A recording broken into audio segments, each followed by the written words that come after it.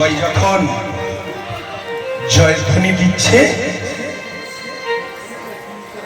তুমি কি কাঁদছো মা? কাঁদছো? সবাই আনন্দ করছে, কেন তুমি কাঁদছো? আনন্দের সময় তোমার চোখে জল কেন মা? জানো মা, একটা কথা শোনো, এই পৃথিবীতে আমি সব সহ্য করতে পারি, শুধু কি সহ্য করতে পারি না জানো? গর্ভধারিণী মায়ের চোখের জল আমি সব সহ্য করতে পারি, পিতার দুঃখ আর মায়ের চোখের জল। হতে পারি আমি দুষ্টু ছেলে, তবু আমার মা যদি আমার সামনে দাঁড়িয়ে, গর্ভধারিণী মা যদি চোখের জল ফেলে, সেটা কি সহ্য করা যায় বলো? হাজারো কাঁদিত নারী ছেড়া মাকে হয়তো দুবেলা খেতে দিতে পারি না, কেন তুমি কাঁদবে মা আমার সামনে? তোমার চোখের জল পড়লে যে সন্তানের চলার পথটা বিচ্ছল হয়ে যাবে। তুমি কেঁদো না, বলো তোমার কি হয়েছে? ভক্তমন্ডলী, ভক্তিমতী মায়েরা, গর্ভধারিণী মা কাঁদছে। এই মাটি কে জানেন? এই মায়ের নাম হলো নাভা দেবী। আর ছেলেটিকে জানেন? এই যে পঞ্চতত্ত্বের এক তত্ত্ব, যার নাম অদ্বৈত প্রভু।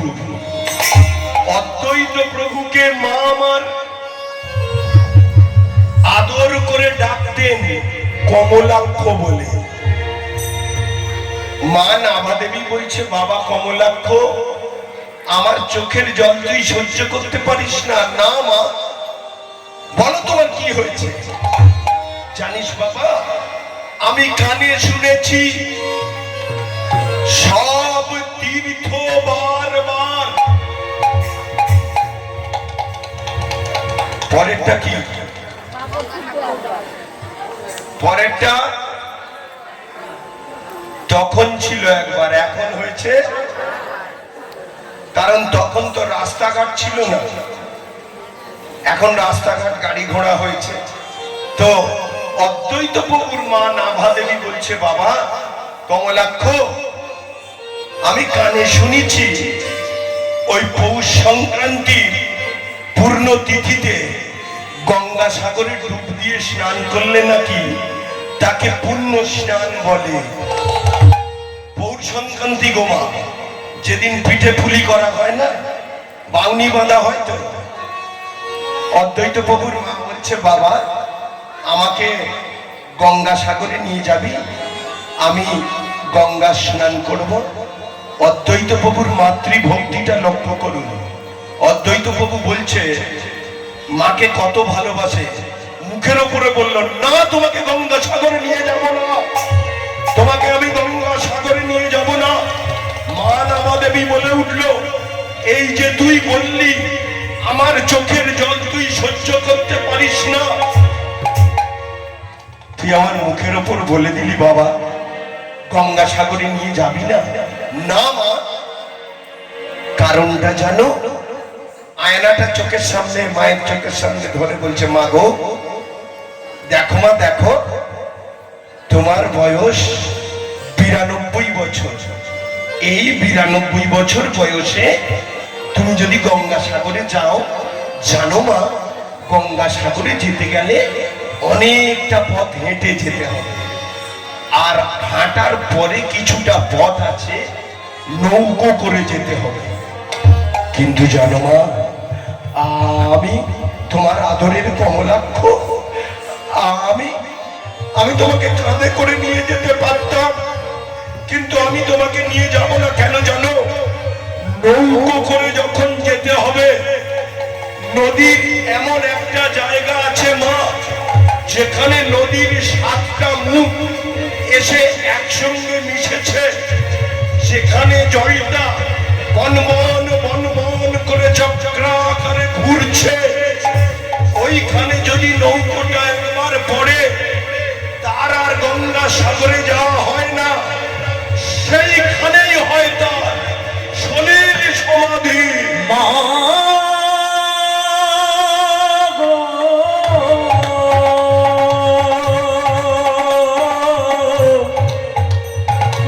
গো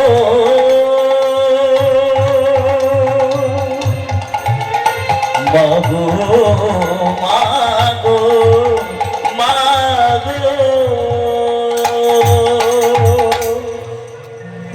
আচ্ছা মা, ও মা,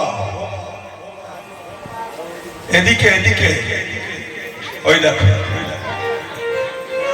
আমার সঙ্গে একটু গল্প করো। আমি বলছিলাম, কোন ছেলে কি চায় তার মা চিরকালের মতো হারিয়ে যাক? কোন ছেলেকে চাইবে গঙ্গা সাগরে নিয়ে যেতে গিয়ে আমার মা চিরকালের মতো হারিয়ে যাক? কোন ছেলে চায় না মাকে হারাতে। আমিও চাই না আমার মাকে হারাতে। তাই তো তোমাকে গঙ্গা সাগরে নিয়ে যাব না মা। তবে হ্যাঁ, আমি তোমার আদরের কমলাক্ষ অদ্বৈত প্রভু। আমাকে সবাই বলে আমি নাকি সেই যুগের ভোলা মহেশ্বর। আমি যদি ভোলা মহেশ্বর হয়ে থাকি, আমার জটা থেকে যদি মা গঙ্গার সৃষ্টি হয়, আমি কথা দিচ্ছি মা, তোমাকে আমি গঙ্গা স্নান করাবো। সাক্ষী থাকো ভক্তমন্ডলী, সাক্ষী থাকো আকাশ বাতাস। আমার বুড়ো মায়ের মনোবাঞ্ছা পূরণের জন্য গঙ্গাকে টানতে টানতে নিয়ে আসবো নবদ্বীপে, এই শান্তিপুরের ঘাটে। অদ্বৈত প্রভু যখন কথাগুলো বলছে, মা নাভা দেবী ছেলের মুখের দিকে তাকিয়ে বলছে, দেখো গো দেখো, আমি কাঁদছিলাম, আমার চোখের জল থেকে আমার আদরের ছেলে কমলাক্ষ পাগল হয়ে গেছে। পাগল যদি না হবে, তাহলে ও কেন বলবে গঙ্গাকে টানতে টানতে নিয়ে আসবো? আগো এটা কি হয়? আমি যেতে পারবো না বলে গঙ্গাকে নাকি আমার পায়ের কাছে নিয়ে আসে। মা যখন ভাবছে, অদ্বৈত প্রভু তখন কি করছে জানেন? ওই শান্তিপুরের ঘাটে দাঁড়িয়ে দুটি বাহু প্রসারিত করে আর মা গঙ্গাকে বলছে, মা গো মা, আমিও তোমার ছেলে, ওদিকে আমার গর্ভধারিণী মা, তুমি এই সন্তানের কথা তুমি শুনে আমাকে কৃপা করো মা। আমার গর্ভধারিণী মাকে আমি মকর সংক্রান্তি স্নান করাবো। শোনো মা শোনো, দুটি বাহু প্রসারিত করে মা গঙ্গাকে বলল, এই মুহূর্তে তুমি ওই দক্ষিণবঙ্গ থেকে তুমি নেমে এসো, এসো মা শান্তিপুরের ঘাটে। পতিত পাবনী গঙ্গে, পতিত পাবনী গঙ্গে, পতিত পাবনী গঙ্গে, পতিত পাবনী গঙ্গে, পতিত পাবনী গঙ্গে, পতিত পাবনী গঙ্গে, পতিত পাবনী গঙ্গে, পতিত পাবনী গঙ্গে, মা পতিত পাবনী গঙ্গে, ও গো মা, পতিত পাবনী গঙ্গে, মা গো, পতিত পাবনী গঙ্গে, পতিত পাবনী গঙ্গে, এসো মা। পতিত পাবনী গঙ্গে, পতিত পাবনী গঙ্গে, পতিত পাবনী গঙ্গে, পতিত পাবনী গঙ্গে, গঙ্গে গঙ্গে চ গঙ্গে, গঙ্গে গঙ্গে চ গঙ্গে, গঙ্গে গঙ্গে চ গঙ্গে, গঙ্গে গঙ্গে চ গঙ্গে,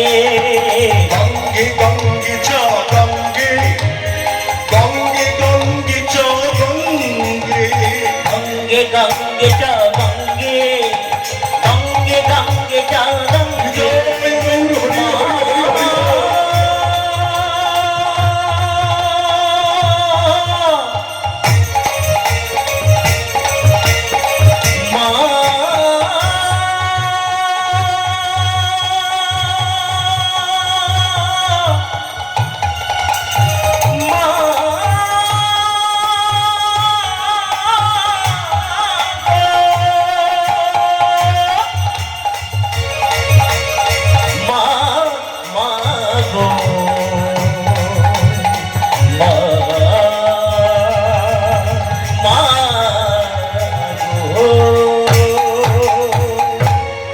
ভক্তমণ্ডলী, এই গঙ্গাকে ডেকেছে গঙ্গা কলকল নীলাদিনী করতে করতে যখন দক্ষিণবঙ্গ থেকে আসছে শান্তিপুরের ঘাটে কোথা কোথা দিয়ে দেখুন, ডায়মন্ড হারবারের গঙ্গা, কাশীপুর, বিষ্ণুপুর, বারাইপুর, কালীঘাট হয়ে মা গঙ্গা সেদিন নেমে এসেছিল নবদ্বীপে শান্তিপুরের ঘাটে। মা গঙ্গা যখন কলকল নীলাদিনী করতে করতে আসছে, আর তখন 33 কোটি দেব দেবতা আকাশ বাতাসে ধ্বনিত হচ্ছে। কি হচ্ছে দেখছে সবাই, লীলা, একই লীলা প্রকাশ হচ্ছে, ভগবানের লীলা। আর সবাই মিলে কি করছে জানেন?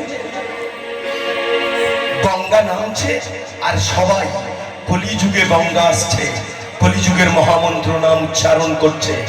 আর যে নাম উচ্চারণ করছে সেই নাম আমরাও একসাথে উচ্চারণ করে নেব। কলিযুগের মহামন্ত্র নাম, রাত হয়েছে, সেই নাম সবাই মিলে করে করতালি দিয়ে উচ্চারণ করব। আমাদের কৃপা পাবো আমরা, ঘুমটাও ছেড়ে যাবে। গঙ্গা নামছে কলকল নীলাদিনী করতে করতে, আকাশ বাতাস মুখরিত করে প্রভুর এই লীলা দর্শন করছে। আর সবাই কি করছে জানো? এসো, সবাই যেটা করছে সেদিন লীলা দেখতে দেখতে আজকে সেটা আমরা শুনতে শুনতে করব। সেই কলিযুগের নাম। সবাই তৈরি থাকুন। হরে কৃষ্ণ কৃষ্ণ কৃষ্ণ হরে হরে, হরে রাম রাম রাম হরে হরে। হরে কৃষ্ণ কৃষ্ণ কৃষ্ণ হরে হরে, হরে রাম রাম রাম হরে হরে। হরে কৃষ্ণ কৃষ্ণ কৃষ্ণ হরে হরে, হরে রাম রাম রাম হরে হরে। হরে কৃষ্ণ কৃষ্ণ কৃষ্ণ হরে রাম আরো ছোট শুনতে পাচ্ছেন সবাই? হ্যাঁ, গঙ্গা আসছে কলকল নীলাদিনী ধ্বনি করতে করতে, চারিদিকে মহামন্ত্র নাম উচ্চারণ হচ্ছে। দেখি তালে তালে বলুন, হরে কৃষ্ণ জোরে।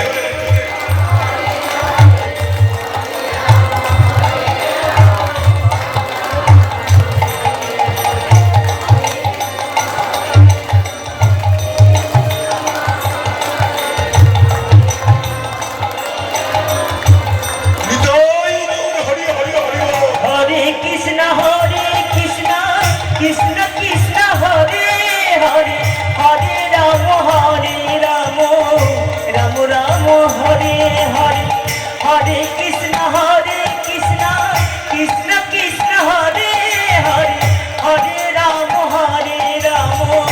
রাম রাম হরে হরে। কৃষ্ণ কৃষ্ণ কৃষ্ণ হরে হরে, হরে রাম রাম রাম হরে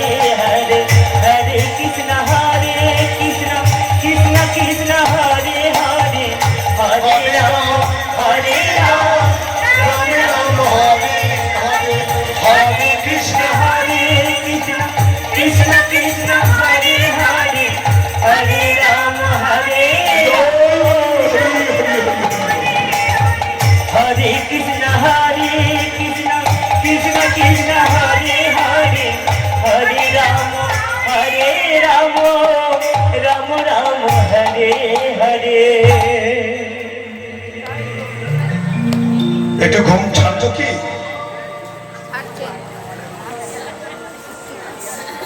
শেষ পর্যন্ত থাকুন, যেই চোখটা ছোট হবে একটু করে আমি জলে ছিটে দেবো এরকম ভাবে, কিন্তু সকাল পর্যন্ত থাকবে।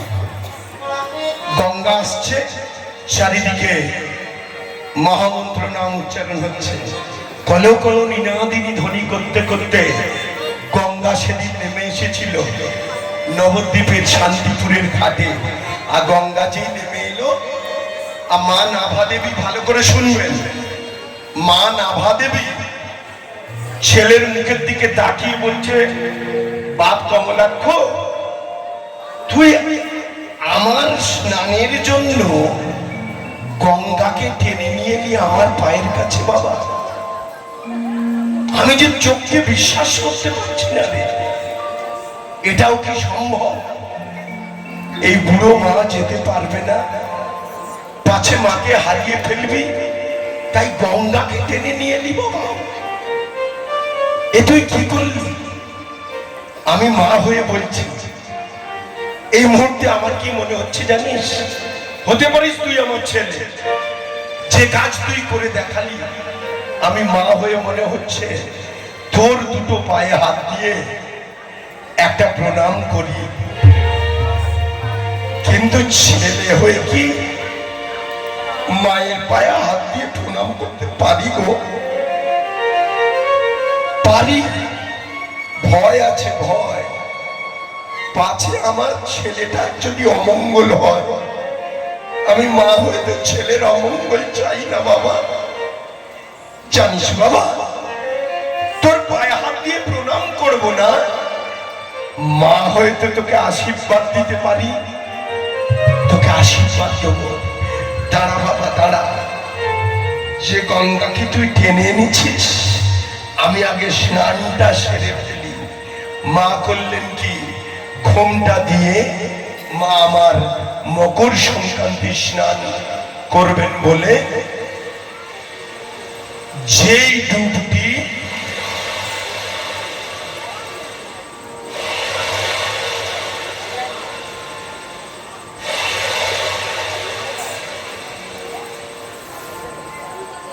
চলে যাচ্ছে, ঠিক ঠিক বাবলু ভাইয়ের হাত ধরে এসেছি। বাবলু ভাই আমাকে ফোন করেছিল, অনেক দিনের সম্পর্ক, ভালো সম্পর্ক, কিন্তু আমি একটু দূরে চলে গেছি বলে ওর সাথে দেখা হয়। যাই হোক, মা আমার স্নানটি সেরে উঠে বলছে, বাবারে, যে কাজ তুই করে দেখালি, আমি মা হয়ে প্রণাম করব না, কিন্তু আশীর্বাদ দিই। জানিস বাপ কমলাক্ষ, তুই দীর্ঘজীবী হ, দীর্ঘজীবী হ।